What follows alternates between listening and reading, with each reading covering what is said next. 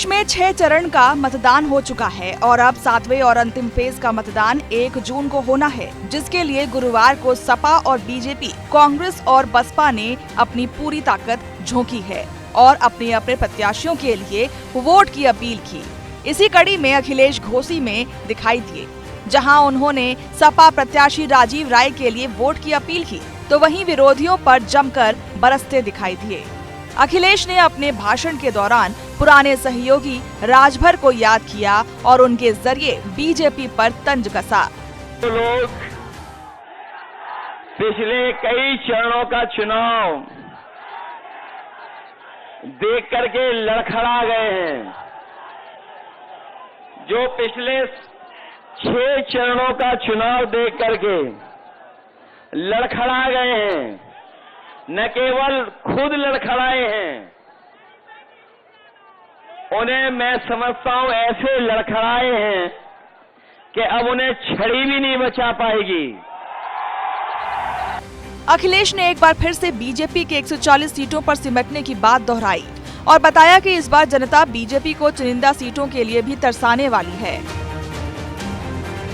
क्योंकि इन लोगों ने किसान, नौजवान, माताओं, बहनों को धोखा दिया है।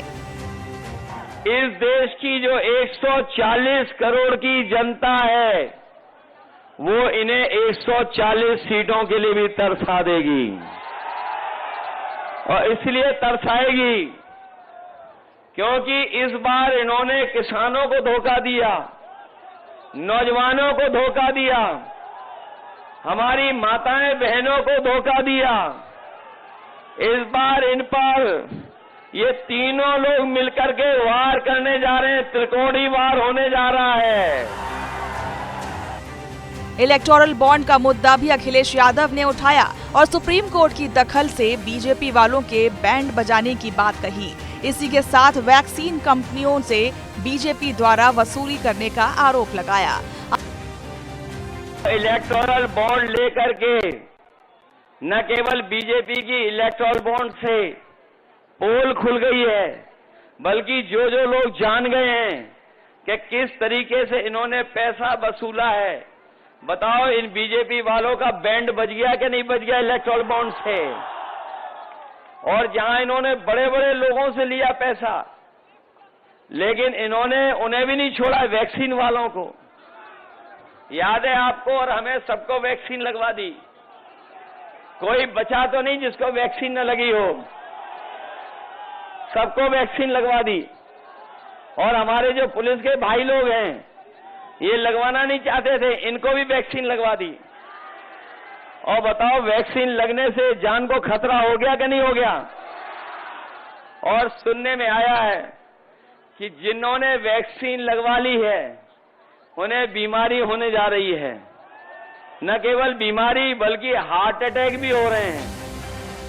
आरक्षण को लेकर भी अखिलेश यादव ने बीजेपी को आड़े हाथों लिया। कहा ये लोग देश की जनता के साथ खिलवाड़ कर रहे हैं, लेकिन इस बार जनता इन्हें सबक सिखाएगी। इसी के साथ पीएम और राजभर पर भी निशाना साधा। हमारा नौजवान नौकरी के लिए दर दर भटक रहा है, परेशान है, सरकारी नौकरी नहीं मिल रही, आरक्षण के साथ खिलवाड़ कर रहे हैं। और मैं कहना चाहता हूं, जो लोग आरक्षण के साथ खिलवाड़ कर रहे हैं, चाहे वो काशी के प्रत्याशी हों और चाहे आपके घोसी के प्रत्याशी हों, जो आरक्षण के साथ खिलवाड़ कर रहे हैं, उनको इस बार जनता छोड़ेगी नहीं, उन्हें सबक सिखाने का काम करेगी। आखिर में सपा मुखिया अखिलेश यादव ने गठबंधन से बीजेपी के घबराने की बात कही। साथ ही कहा कि 4 जून को मंगलवार का दिन है और इस दिन बीजेपी वालों का मंगल हो जाएगा। रिजल्ट आ रहा है 4 जून को, और 4 जून को बताओ क्या है? मंगल का दिन है, उसी दिन मंगल होना है। बताओ मंगल होना है कि नहीं होना है 4 जून को? और जो लोग जनता को धोखा दे चुके हैं, गरीबों को धोखा दे चुके हैं, बताओ पीडीए की ताकत से घबरा रहे हैं कि नहीं घबरा रहे हैं?